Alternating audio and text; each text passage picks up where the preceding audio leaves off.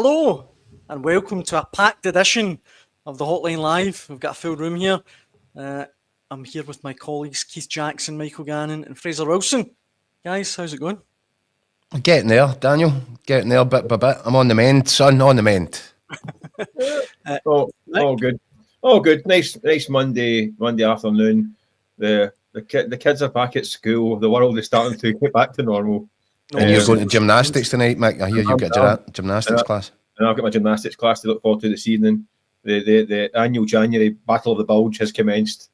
There's actually a real Will Ferrell film in this. You know how he's done the ice dancing and all that. I can see him doing the floor dance with the ribbons and all that. Spandex. Oh, aye, Mick's all there. Mick Burgundy and spandex, definitely. Maybe a bit of a niche kind of film, right enough. But I'm sure it'll float some boats. I'd watch it. Yeah, Fraser, how you doing? All right, spot ice skating for me later when I go to pick up the wee man from nursery. Unfortunately, there was a proper Bambi moment this morning, and even more unfortunately, it was a 3-year-old, no me, that done it, heading down the hill. So another Father of the Year award passes me by, but he's all right. He loved to tell the tale. I always think, see if kids are getting out of control, just take them to the woods and set them free. I think that's what you can do. Certainly save nursery fees, that's for sure. This sounds like an edition of Daddy Daycare, lads. Listen, you don't know the half of it until you've got a teenage daughter. That's when you're in trouble. That to look forward to, my God. Well, look, I think the best way to recover from the January blues is to talk about football. Isn't that always the answer? The real playground. The real playground, that's it. Mick, you were at the Celtic game yesterday, the 3-0 win over St Mirren. On the pitch, fairly straightforward, but kind of anything but off with Brendan Rodgers' comments after the game. Well, talking about kind of childcare, the Celtic fans got a real wag of the finger telling off yesterday, didn't they, from the manager? Really kind of interesting post-match interview from press conference from Brendan Rodgers. I done a wee piece about it this afternoon for online and for the paper as well. It was just kind of really interesting, wasn't it? What's your verdict, Mick? Because we spoke about it yesterday, and we were trying to see round corners a little bit and work out, what was the reason, what was the thinking behind it? Because we know that Brendan Rodgers thinks these things through to the nth degree. He said it for a reason. Now that you've had time to sleep on it, I still haven't worked it out. Have you? Yeah. I think he's going into a period of a season which really going to be important just to get results. I think this is a period when performances kind of go out the window a wee bit. It's about stockpiling victories and points and getting up towards the kind of finishing line. I think he knows it's not going to be silky football. It's not going to be swashbuckling style. I think he's maybe trying to preempt a wee bit of the kind of the usual mumps and moans you get from the stands when it's not all kind of free flowing. The Parkhead pitch is looking a wee bit ropey at the moment again. There's a lot of games. I think 3 out of the 4 games have been at home. So maybe a wee bit of a preemptive strike. As I said yesterday and in my piece, I don't think the complaints for the crowd yesterday about the football was that bad. I don't think it was as bad as I've heard it before. A few bumps and moans, but nothing out of the ordinary, to be honest with you. So I was a wee bit surprised at that kind of slight kind of rant about it. I do take his point. I think he's absolutely... Listen, I actually think the wider point is bang on. There isn't enough patience. There's not enough trust. There is too much of this kind of old-fashioned get the ball at the park type mentality. Unfortunately, in Scotland, it's in the DNA. I remember years ago being at a game when a guy in front of... I don't know if you guys have been at the Parkhead. I know there's a few grumpy guys in that old stand, and they're moaning about this. Oh, this tippy-tappy, get up the park. This tippy-tappy, no, get up the park. And at one point, the ball was launched, and it bounced right through for a goal kick. He turned around and goes up. Enough of this long bush. It kind of sums it up, doesn't it? You can never win sometimes with punters. So just like to go to the game to have a moan. Mike, I think we're maybe... obviously, it's our job to analyse what was said and why it was said. But what you just said there about he's got a point, he actually really does have a point. Fundamentally, if you look at it, see the point he made about... He needs the Celtic fans supporting the team at 0-0, not 4-0 and 5-0. I think that was the best point of the lot. And maybe that's just to give them a little jar and a little jolt and say, listen, get back on side here. exactly, that's what I get back to. My original point was that this is going to be a period when it's going to be tight and it's going to be tense. There's going to be games that are really kind of awkward. I mean, they've got one on Wednesday night, Dundee United at Parkhead. They're playing really well. They're going to really organised. That could be a long night, and it does need the punters to realise that it's not going to be 3-4-5 now. It's going to be back heels and flicks and fancy football. It's going to be like I said, you don't win the league wearing Dickie bows. It should all kind of it's a bit of a kind of mix of the old John Hughes line, wasn't it? Putting on the boiler suits and Alan Dillon suits, and it's all these kind of things. It's true. So I think he's kind of preemptively thinking, listen, guys, you need to kind of grow up a wee bit here. This is going to be a tight, intense period. All hands on deck. We could do without you moaning about passing the ball back and taking a bit of time. So yeah, I think that point. But he's fighting against the tide because he's going to have to try and change the entire Scottish, British football DNA. Because having coloured football at all levels through the country, it's the same everywhere, from Newport County to Manchester City. The punters that are ingrained, getting this ball up the park, get it long at the park as fast as possible. So you're not going to change the entire nation's DNA of support overnight. But I think that part of it is bang on. I think he's got a good point. Whether it's adhered to, I kind of doubt. But I think it has to an extent. I think Celtic fans a year on now understand that a Brendan Rodgers team sometimes goes about it in like a roundabout way to get the final result, and it works. So I think there is a bit more patience in general. But Mike, it's different where Brendan is concerned in his relationship with the Celtic support, isn't it? Because I've seen some comments, I've spoken to Celtic fans today who think he's taking a bit of a risk there because there was a sort of rump of the Celtic supporters who didn't want him back in the first place. I think they've come to realise over the last 18 months that absolutely Brendan Rodgers was the right man for the job. But he's always kind of, you feel, treading a thin line with the people that, didn't want him back in the first place. They'll try to find a reason to dislike him again, almost. I'm not. Do you think there's a risk of that?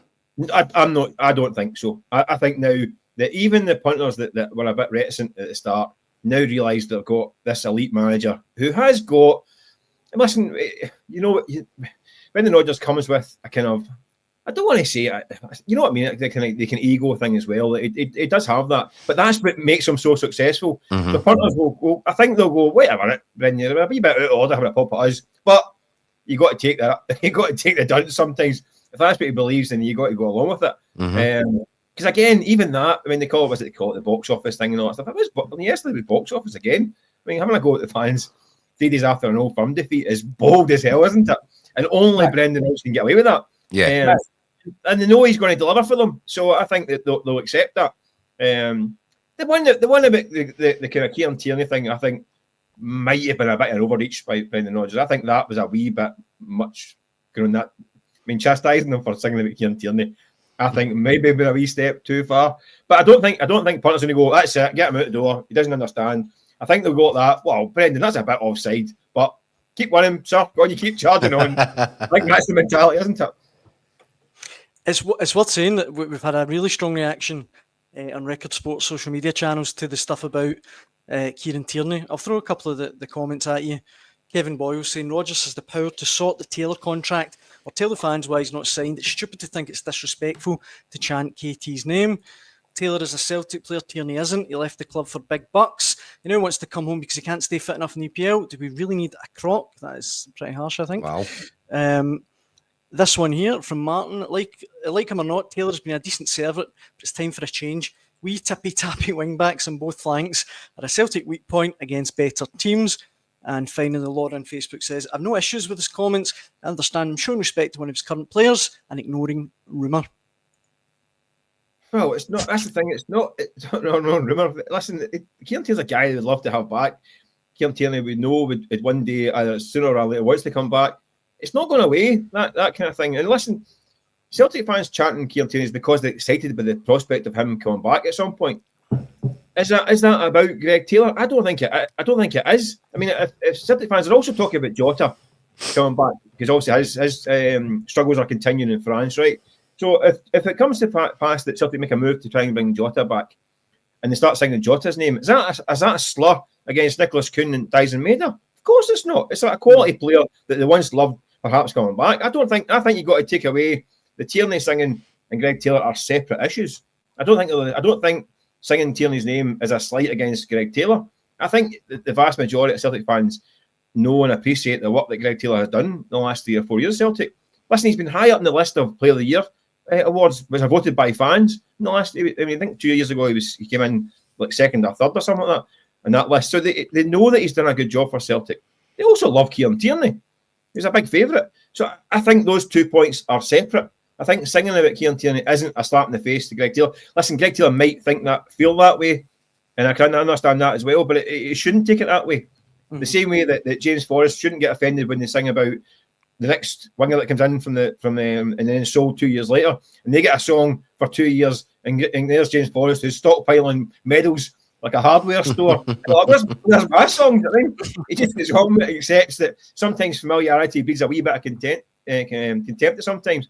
Whereas I don't think Greg Taylor should feel that he's slighted by them singing about Kieran Tierney. If Greg Taylor's got a reason to feel unloved right now, surely it's the fact that he's still sitting with a new contract on the table, and that is something that you would think Brendan Rodgers can fix. If Celtic do have this undying love for Greg Taylor, it's a very easy way to show it, and that's match his demands for his contract. I know that's not part of the manager's remit. That's above and beyond, and that there's issues. No, but he can put the foot down, Mick. He can put the foot down. He can go upstairs and say, "Listen, sort this." Listen, and I've written before. Listen, I don't disagree with Greg Taylor. I mean, listen, from what I understand, he's not asking for the earth, right? I mean, I think it's a guy who's playing 40+ games a season for the last 4 seasons and delivered titles and trophies left, right, and centre. I think he's entitled to say, "Listen, I'm not a regular on the team sheet. I deserve to be rewarded in kind." I don't have a problem with that. I totally agree with it. I think he's a player that's worth keeping. I think he's worth his weight in gold. I've said that many times in print and on here. So I can completely understand that. So certainly, like I say, within their power, they want to make him feel loved. Give him a big check. I mean, in the comment section as well, I get called out for calling Kieran Tierney world class yesterday. Tierney's a good defender when fit, but world class. Come on, Daniel. He can't get a game at Arsenal even when fit, and he's rarely fit. But Fraser, I stand by it. When he's fully fit, Kieran Tierney, he's still only 27. I think he's one of the best left backs in Europe on his day. Fully fit Kieran Tierney would absolutely tear the Scottish Premiership apart. There's no doubt about it, but that is the big question, isn't it? How fit is he? How many games would you get out on for the last 5 months of the season, the business part of the season? That's a big question. It's quite frustrating knowing that we had a well-functioning Scotland set up with Kieran Tierney on the left-hand side of 3. And going into the kind of Euros, he just knew at some point he wasn't going to see out the 3 games because of his fitness issues, and that's how it transpired. So I just wonder how big a risk it would be for Celtic to take him back, purely because of his fitness. I know you guys have watched Celtic a lot more than me, say it's a no-brainer. But for me, it wouldn't come cheaply. You'd have to have some kind of guarantee that he was back to full fitness, and that's just always a big question mark for me. But I mean, at the top of his game, fully fit, nobody would come near him in the Scottish game. Here's an interesting one on the Kieran Tierney debate, right? Because I heard it floated the other night, and I thought, I wonder if that's if there's something in that. How many times have we sat here recently, especially after European performances, and praised Greg Taylor for playing the inverted left back and stepping into midfield and, you know, sitting beside Cal McGregor and giving Celtic an extra body in there, and he's expert at doing it. Obviously learned it under Ange Postecoglou. I think before he was a full-back, he was a midfield player, so it's very natural for him to do that, and it's a very important part of the tactical template, especially in the European matches. Kieran Tierney, one of the reasons that he kind of fell out of favour at Arsenal was that he couldn't do that the way that Arteta wanted him to do it, so he brought in Zinchenko, because he does do that. Am I wrong in thinking, for me, Kieran Tierney's a Rolls Royce, and if he's fit, he'll do. He can go out and fill any role that you want him to fill, and he's proved that. But I wonder, is there something in that? That Kieran Tierney playing left back is just a guy that wants to bomb, very similar to Andy Robertson at Liverpool. No, I don't particularly buy. I think Kieran Tierney could play that role with his eyes shut. I think he played. That's what I think, Mick. Listen, this is a guy who became a kind of, he created a position for himself for Scotland that doesn't really exist. He was an overlapping centre half. Yeah, and he was popping up at right wing at some points in matches. An inverted left winger stroke centre back for Scotland. I mean, that's very. He can do anything. He can play anywhere in the park. Listen, I could see him being Celtic centre half in a back four in 4 or 5 years' time, and do it particularly well. So I don't think there's a problem. I think he could do that role. In his first spell at Celtic under Rodgers, he did play a kind of variation. I mean, the Celtic played a kind of 3-4-3 under Rodgers.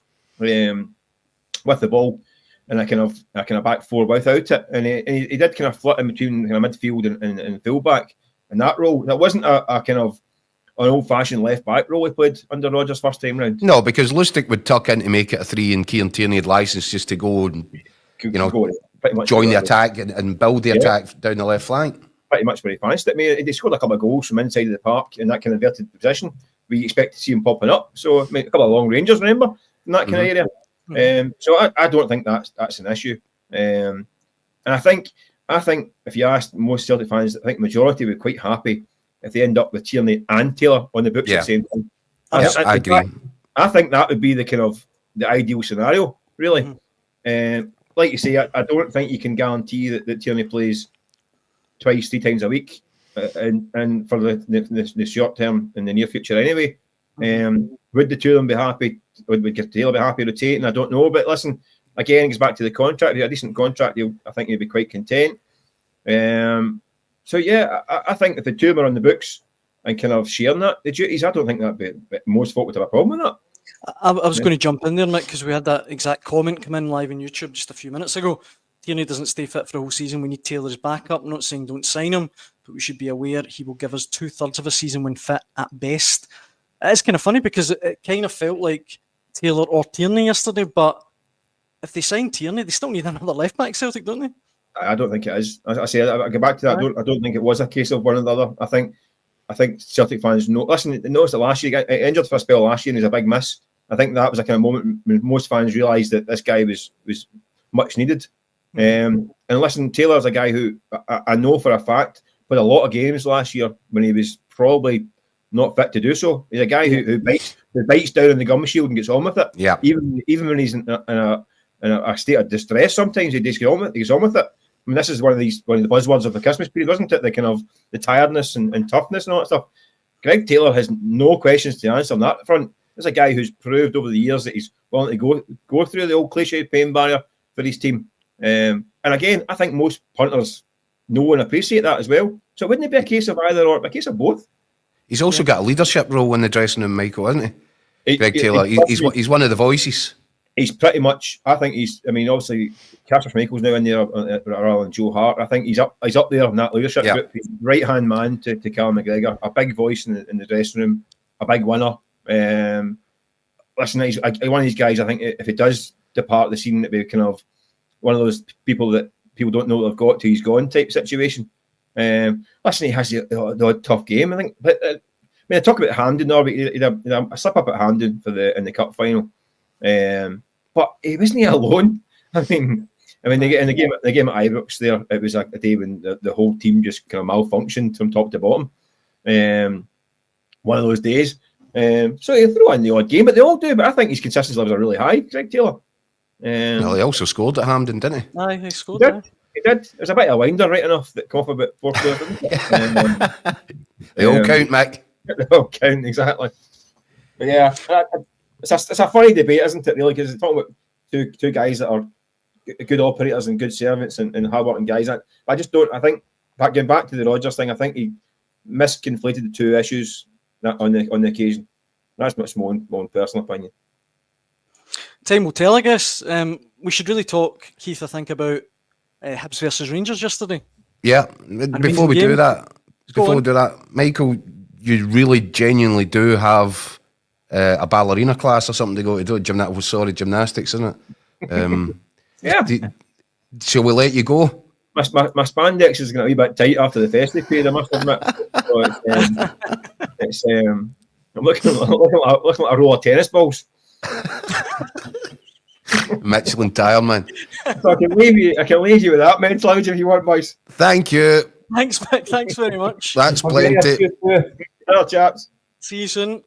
And just to underline, Keith, the strength and depth we have, I can. In bring comes in now- Greg Taylor, Not quite Greg Taylor, right? but the one and only Record Sports Scott Burns. How's it going, Burnsy? Waltzing Matilda. The Fabrizio I'm good, Romano how are you? of Scottish football. It's good to have you on Yeah. board. Happy New Year, pal. Be here. Happy New Year for Burnsville. Aye, absolutely. We will talk about transfers a little bit more in depth. But as I say, Keith, maybe we should touch on Hibs Rangers. Yep, Contender for game of the season. great An game of amazing football game, to watch. Crazy game, but it was another game Rangers dropped points in at the end of the day. Yeah, as we discussed, I haven't changed my opinion on it since yesterday. I think that on this occasion, that it's difficult to be overly critical about Philippe Clement. I think he was right to send out the same starting 11. I think obviously, do you know what I would say about it? I wonder if, see, when you keep telling people that they're tired, they start to believe it. The drop off in the Rangers second half performance is almost as if these guys are going, well, where's the sports scientists? I should be coming off now. And, some of them just, now I get it, there is fatigue, of course there is, but they're also professional athletes who are paid a lot of money to be fit, and they should be able to play 3 games in a week. That shouldn't be a problem. But there was a big physical drop off, and you wonder if, is he overcome? What I've said about Philippe Clement consistently is I do think he overcomplicates things. And I wonder if he's overcomplicated the whole thing in terms of getting into the psychology of his players and, the computer says, no, you shouldn't be playing. And so is there an element of that in the second half at Easter Road? Possibly. But it was still a great game of football. I did say that I thought the substitution that he made when he brought on Connor Barron, I totally understood it because, yes, Tierney looked like one of these players who's been convinced that he's not fit enough to play 90 minutes 3 times a week. And he was blowing hard. But when Connor Barron came on, all he had to do was patrol the right-hand side. Why Clement overcomplicated it by moving Diomande out to the right-hand side and putting Connor Barron next to Nicholas Raskin, I'm still not sure.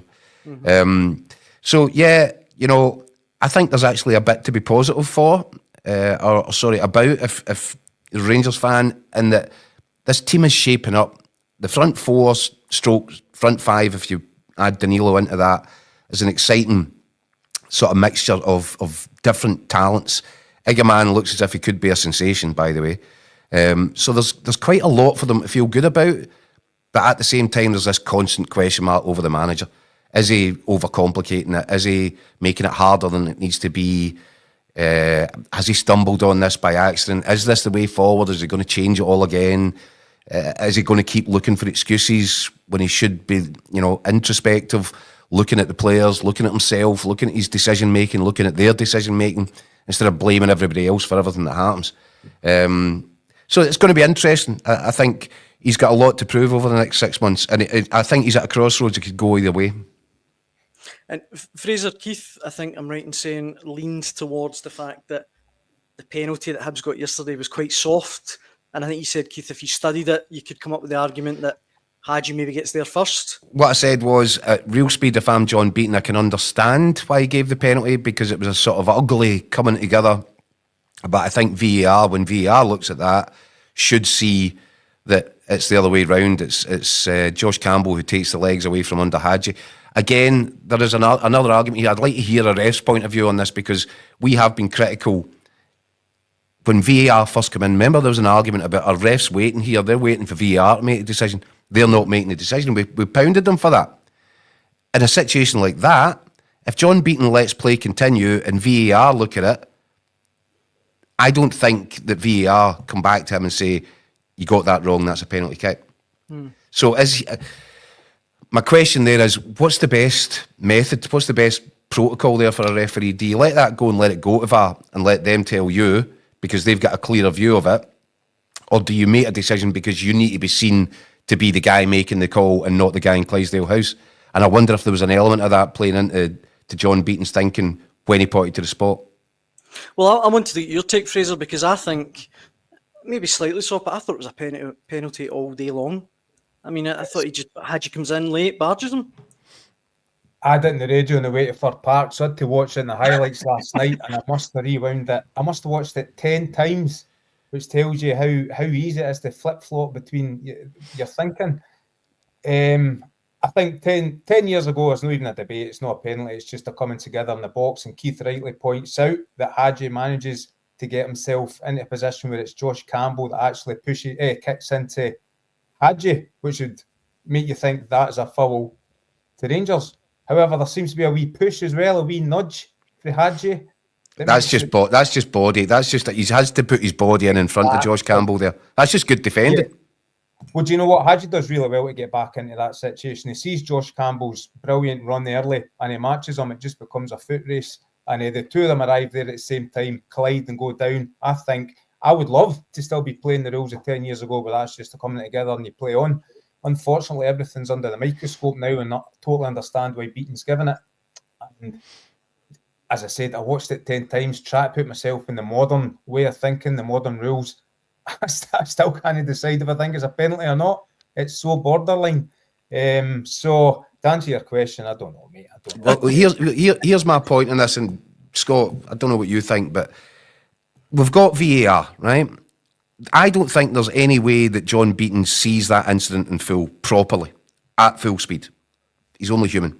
He's seen it coming together. I think there's an element of guesswork when he points to the spot. That's what VAR is there for. Would it not be better in a situation like that for John Beaton to do what we criticised some referees for doing at the start of VAR and just say, right, I've not got a clear view on that, guys. What's the view? Because whatever he decides at that point, whether it's penalty or no penalty, VAR will back him up because it's not a clear and obvious error either way. But if you're not sure, and the guys are sitting there with a bank of TV screens and different angles of slow motion replays, isn't it better to leave it to them at that point? Definitely, it would be, but is that not against the rules? You're not meant to do that sort of thing. It's meant to be refereed by the man on the pitch, and then after that VAR came in. But I mean, that would make more sense to that way. We get a better decision. I mean, I think it'd be a lot better for the game, but I think there are a lot of hurdles and regulations. I don't think so, Burnsy. I think that's within the rules, because what you're doing there is, I'm not sure, I'll let it go. Was it a corner kick, by kick, whatever it is, and just give that. Then if VAR are looking at this and think, well, that's a clear and obvious error, Hadji's wiped this boy out here, or the other way around, they're able then to get in his ear and say, you might want to come at the screen and look at that. I thought that's the whole reason we've got there as the system as a safety net. But the referees can be clever here, and some are clever. That they take their time, they'll maybe speak to the officials, and that will give them time to maybe get the sound in the ear. That was a penalty, or it wasn't a penalty. And some referees do that. Mm-hmm. It's a common sense approach. I mean, but one way or the other, they should be using VAR to get to the right decision. But that penalty there at Easter Road, if it's given against you, you're raging.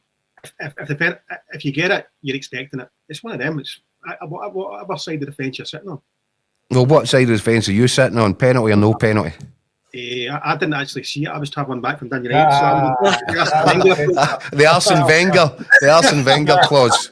Show him it now, Daniel. Get it up. You get scalps on your backside, Burnsy, sitting in the fence. Well, look, time's getting away from us, but let me throw this at you. If the wheels hadn't come off the Aberdeen bus, Clement's position at Rangers would be untenable. Has it come to this where Clement is only in a job because Thielen's run ended ages ago? And I think that's quite a good segue into Aberdeen, because, I mean, Burnsy, what is going on at Aberdeen? Just before you jump at Aberdeen, that's a bit disrespectful. Dundee United who are sitting in third spot. And it's a good point, very good point. If they get back to form, they could well overtake Rangers. Aye, that's a fair point. But Aberdeen, it's a team where lost confidence. I think a lot of teams have worked out Jimmy Tilling's formation. Just the complete polar opposite of what happened at the start of the season, where everyone was going for Aberdeen, even games where they probably weren't the better team, they were just edging it and getting the victories. Good, but now it's gone the other way, where everything's going against them, and the confidence is so brittle. I mean, in fairness, in most games, I know games right off, but in the games, there's been spells when they've been the better team. But see, as soon as they lose the first goal against them, it just collapses like a pack of cards.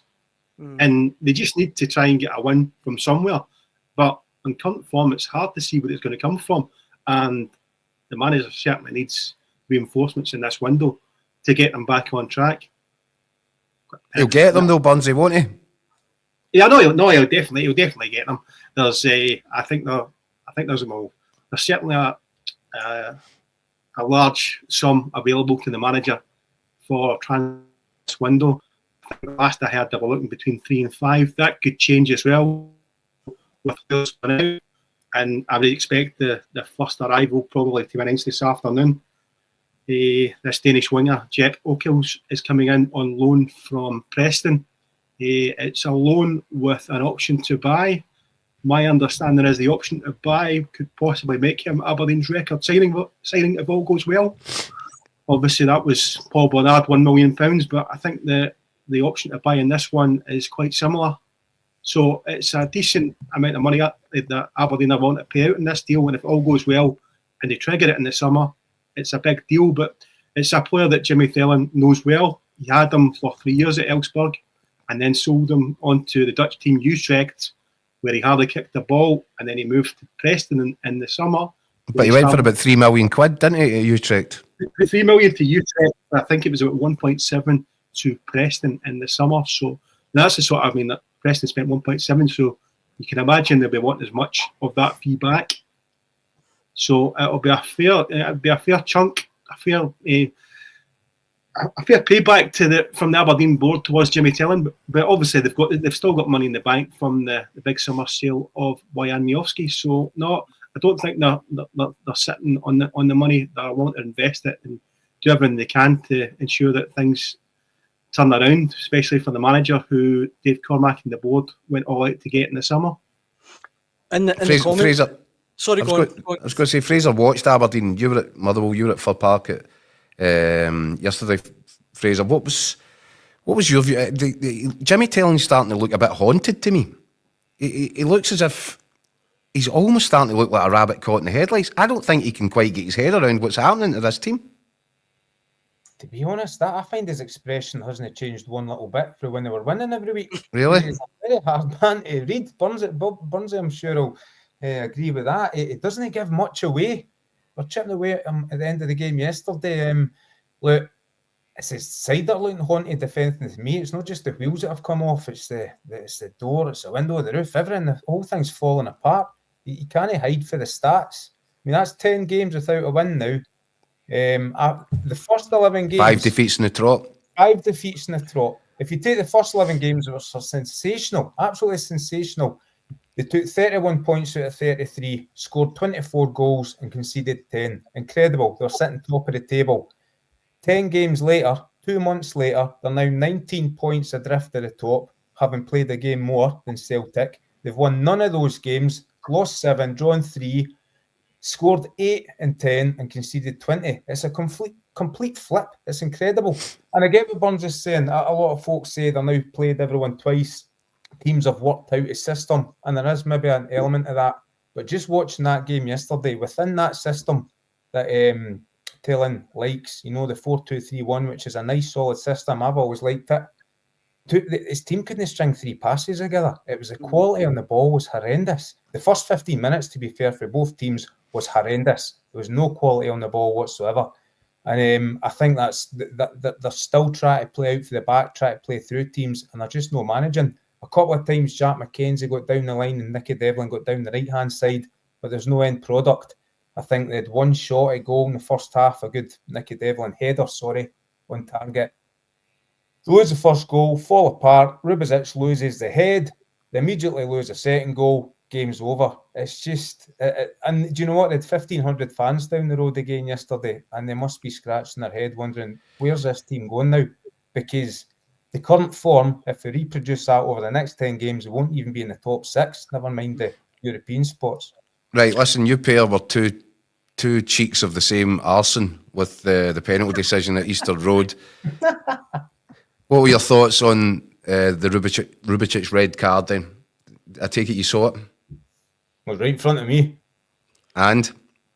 I thought at first... Does he connect? I thought at first he stood up and caught him accidentally. Then I saw the replay and he doesn't connect, but he's a stupid boy for reacting to Tony Watt. Now, these two were at it for the first minute when Rubic went right through Watt for a header, clattered him, and Watt got up and laughed in his face. And from then on, it was just the verbals were ongoing. Watt got right in his head and Rubic knew what he was doing. Watt again is standing over him, giving him verbals, and Rubic completely loses his head right in front of the dugouts. But if he doesn't make contact, Fraser, how can it possibly be a red card? He moves ahead and pushes him. It's, it's handbag stuff, but we know the rules these days. You can't do that. Goes down as violent conduct. It's about as violent as what, I don't know, a slap with a wet bit of paper, but it's still violent conduct at the end of the day. He knows the rules, and apparently, according to teammates, he's apologised in the dressing room. He knows he did wrong. Scott? Sorry, go on, Scott. Tony Watts obviously put the bait out. Rubic is taking it. You know what I mean? To me, it's stupidity. I mean, I think he's given the referee a decision to make. I mean, if Rubic really, at this moment in time, he should be doing all he can to help his team on the pitch, and he sold his team short. And even, he's now suspended now. In saying that, I don't think he's probably been one of off without him. He's been one of Aberdeen's issues in this run. He's costing them too many goals.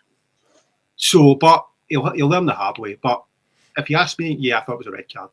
I'm struggling with it because I thought the TV pictures that I've seen were inconclusive. At first, it looks at full speed, and in one of the angles, it looks as if he's made contact. He's almost head-butted Tony Watt off his feet. That is violent conduct and a red card, and no mistake. But there are other angles where it just looks like a shove in the chest. If we're going to red card players for shoving people in the chest, we've got a problem. I think he was lucky his head didn't connect, though. You think he tried to headbutt him? He tried to. An attempted headbutt. Just missed, yeah. And do you know what? I get what Scott's saying there. It's not been great, but we've also lost Gavin Malloy, who again hasn't been great in the centre of defence. He's out for 2 or 3 months with an injury. Angus MacDonald looks severely lacking in form and confidence. They've got no centre halves at the moment. That's where, and I'm pretty sure Jimmy Tellin will be looking to bring in at least one centre half and strengthen the spine of that team. But that should be the priority. That and a striker, I reckon. I don't know what Burnsy thinks. They're working on two defenders just now. Not surprised. One they're looking at. It depends on work permit. Interesting. Well, look, the comments. Name names, Burnsy. Willie Miller and Alec McLeish, that's what I heard. Arsene Wenger, I never seen it. I never seen it. A Burnsy classic. The comments on Aberdeen, just to round off on it, quite mixed. Callum writes in saying Dave Comrick went after Taylor for months like a fanboy. It's time for him and the rest of the hierarchy at the club to back the manager, give him the player he needs. And Vinny chimes in saying he feels bad for Taylor. He sets up well, selected the right team, got us up for it. All the players wet the bed and sell the jersey in the first half. This one, though, intrigued me. From Tam Patton, who's watching live on YouTube. Taylor to replace Clark as Scotland manager. Heard it here first, Trips. And last, Tam, my first and a last. Well done, mate. I guess time will tell with Aberdeen as the month goes on.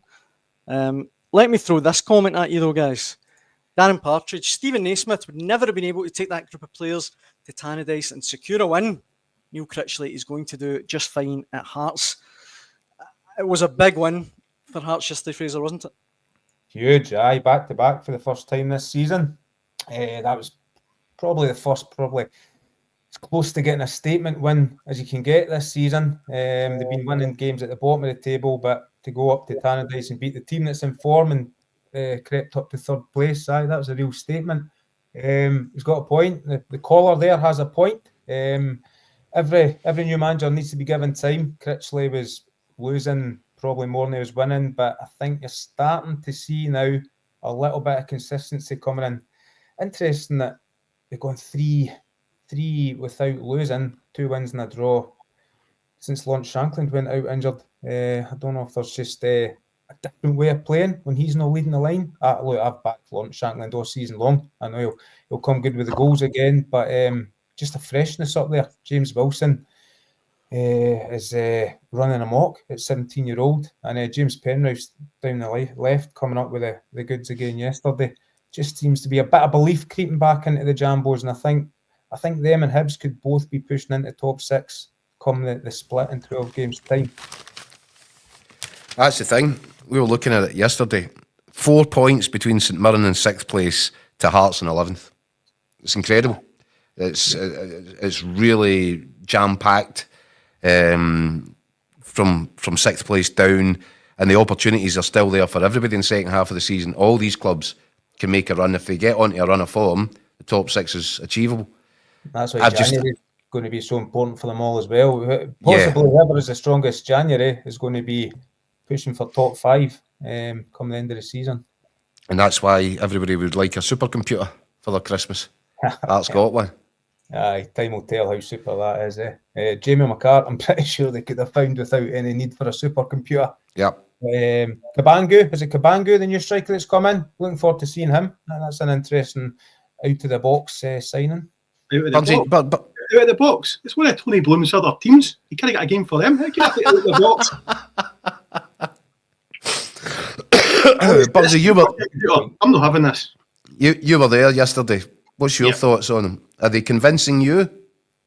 Look, convincing. Well, they're winning games. That's the bottom line. 7 points. 2 games. Aye, 7 points out of 9 in that run. It's not a bad return. You know what I mean? They're still sitting bottom of the table, but they should never have been in the position at the bottom of the table where they were. It's the same as Hibs. They should be top 4, top 5 with the squad they've got.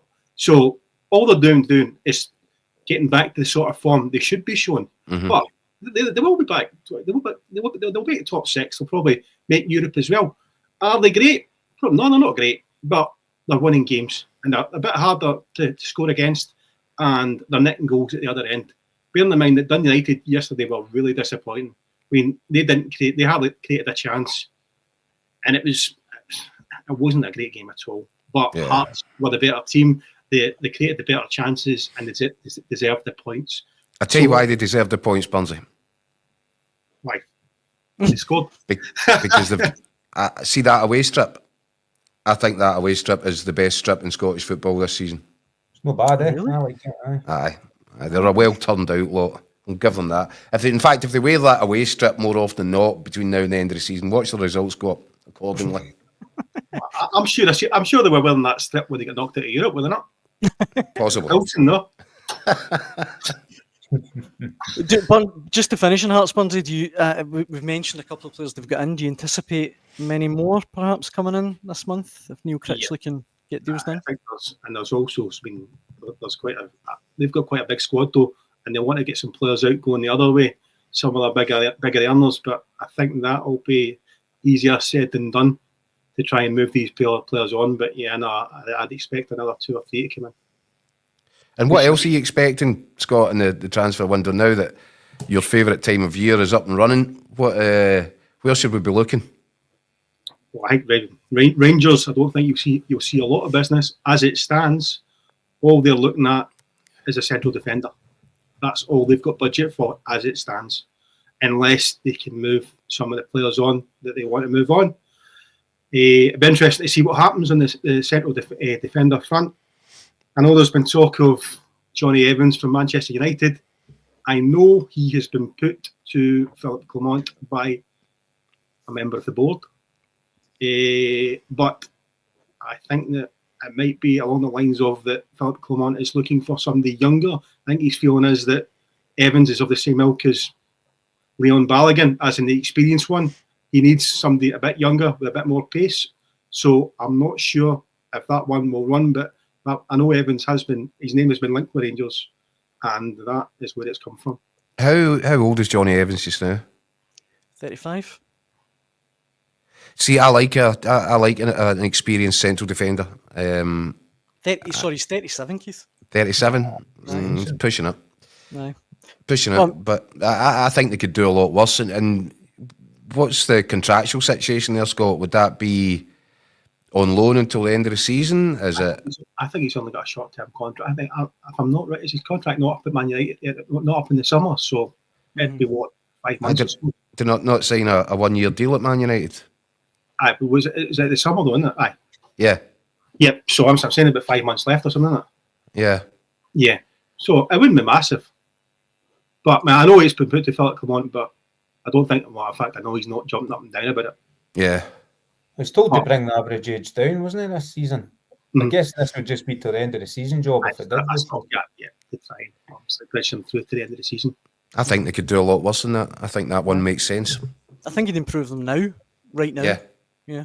Aye, well, look at that makeshift defence they went to Easter Road with yesterday. That was probably the biggest reason they didn't come away with the 3 points. We've got a left back at right back. Robin Propper has been struggling, one of the slowest defenders in the league. Dujon Sterling shunted into centre half. It was miles away from being his strongest backline. If you've got the strongest backline in there, I'm pretty sure Rangers would have taken the points. Derek in the comments chimes in, says Davy Weir was 62, Keith, which is a That's fair true. point when he came in. That's very true. Guys, I think that brings us to the end of Monday's bumper edition of the Hotline Live with Record Sport. Thank you so much for all the comments coming in. We really appreciate it. And thanks for watching at home. Fraser, Burnsy, Keith, much appreciated. And thanks to Michael Gannon as well. Thanks. All the best, lads. And we'll see you all tomorrow. We'll do it all Good again tomorrow. afternoon. Cheers. Thanks for watching.